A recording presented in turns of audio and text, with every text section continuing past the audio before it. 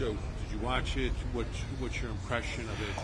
What's your takeaway from the Uvalde video that was released? I did watch the Uvalde videotape, and it's horrifying. That mass murder, it's clear law enforcement should have gone in and stopped the shooter much, much earlier.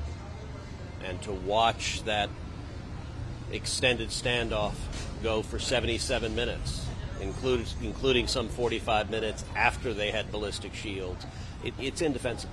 And it's frankly infuriating. The community is understandably deeply frustrated.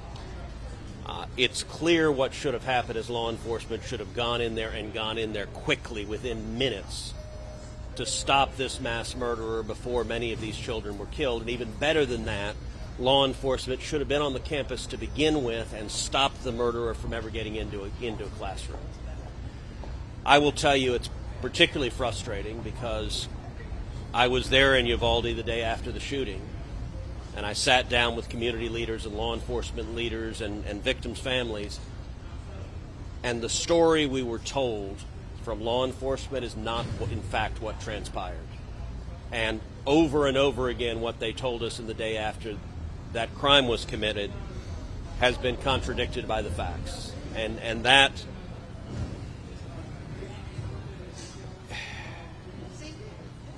is completely unacceptable.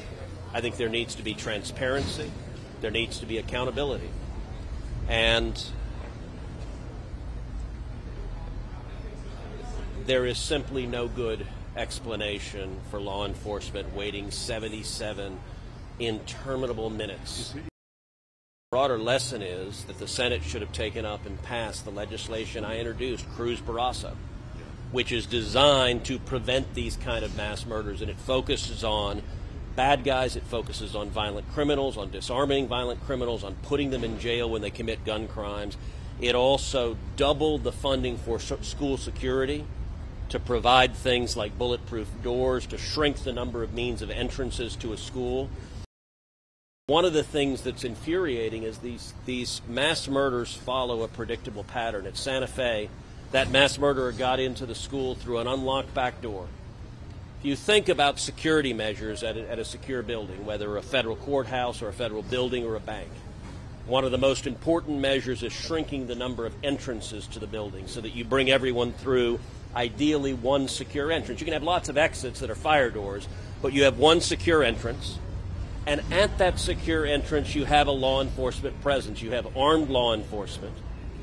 And had the Robb Elementary School had one secure entrance, and had there been armed police officers at that entrance, presumably the murderer would have been stopped at the door. He never would have made it into the classroom, but he would have been stopped at the front door.